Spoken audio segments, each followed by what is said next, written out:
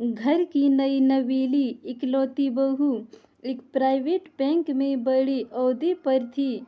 उसकी सास तकरीबन 1 साल पहले ही गुजर चुकी थी। घर में बुजुर्ग ससुर और उसके पति के अलावा कोई न था। पति का अपना कारोबार था। पिछले कुछ दिनों से बहू के साथ एक विचित्र बात होती। बहू जब जल्दी जल्दी घर का काम निपटाकर ऑफिस के लिए निकलती, ठीक उसी वक्त ससुर उसे आवाज़ देते और कहते, बहू मेरा चश्मा साफ कर मुझे देती जा। लगातार ऑफिस के लिए निकलते समय बहू के साथ यही होता। काम की दबाव और देर होने के कारण कभी कभी बहू मन ही मन चला जाती, लेकिन फिर भी अपने ससुर को कुछ बोल नहीं पाती। जब बहू अपने ससुर की इस आदत से पूरी तरह ऊब गई तो उसने पूरे माजरे को अपने पति के साथ साझा किया। पति को भी अपने पिता के इस व्यवहार पर बड़ा ताज्जुब हुआ, लेकिन उसने अपने पिता से कुछ नहीं कहा। पति ने अपनी पत्नी को सलाह दी कि तुम सुबह उठने के साथ ही पिताजी का चश्मा साफ करके उनके कमरे में रख दिया करो, फिर ये झमेला समाप्त हो जाएगा। अगले दिन बहू ने ऐसा ही किया और अपने ससुर के चश्मे को सुबह ही अच्छी तरह साफ करके उनकी कमरे में रखाई। लेकिन फिर भी उस दिन वही घटना पुनः हुई और ऑफिस की निकलने से ठीक पहले ससुर ने अपनी बहू को बुलाकर उसे चश्मा साफ करने के लिए कहा। बहू गुस्से में लाल हो गई, लेकिन उसके पास कोई चारा नहीं था। बहू के लाख उपायों के बावजूद ससुर ने उसे सुबह ऑफिस जाते समय आवाज़ देना नहीं छोड़ा। धीरे धीरे समय बीता गया और ऐसे ही कुछ वर्ष निकल गए। अब बहू पहले से कुछ बदल चुकी थी। धीरे धीरे उसने अपने ससुर की बातों को नज़रअंदाज करना शुरू कर दिया और फिर ऐसा भी वक्त चला आया जब बहू अपने ससुर को बिल्कुल अनसुना करने लगी।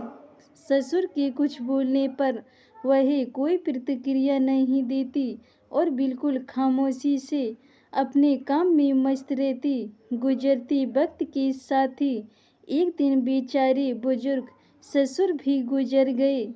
समय का पहिया कहाँ रुकने वाला था, वो घूमता रहा। छुट्टी का एक दिन था। अचानक बहू के मन में घर की साफ सफाई का ख्याल आया। वो अपने घर की सफाई में जुट गई। तभी सफाई के दौरान मृत ससुर की डायरी उसके हाथ लग गई। बहू ने जब अपने ससुर की डायरी को पलटना शुरू किया तो उसके एक पन्ने पर लिखा था, दिनांक 26/10/2019।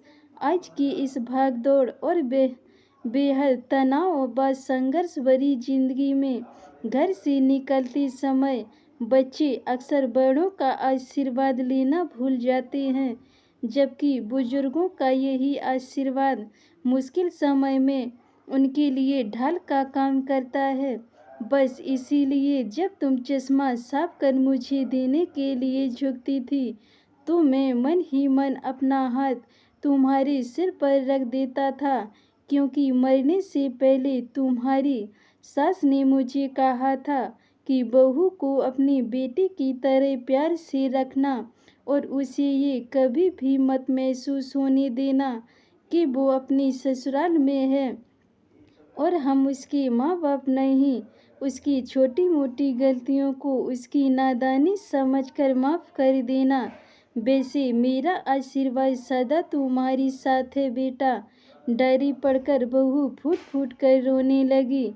आज उसके ससुर को गुजरे ठीक 2 साल से ज़्यादा समय बीत चुके हैं, लेकिन फिर भी वो रोज़ घर के बाहर निकलते समय अपने ससुर का चश्मा साफ कर उसकी टेबल पर रख दिया करती थी। उनके अनदेखे हाथ से मिले आशीर्वाद की लालसा में। दोस्तों, जीवन में हम रिश्तों का महत्व महसूस नहीं करते हैं, चाहे वो किसी से भी हो, कैसे भी हो, और जब तक महसूस करते हैं तब तक वह हमसे बहुत दूर जा चुके होते हैं। धन्यवाद दोस्तों। अगर ये मेरी कहानी आपको पसंद आई हो तो वीडियो को लाइक, कमेंट, शेयर ज़रूर करें और चैनल को सब्सक्राइब करें।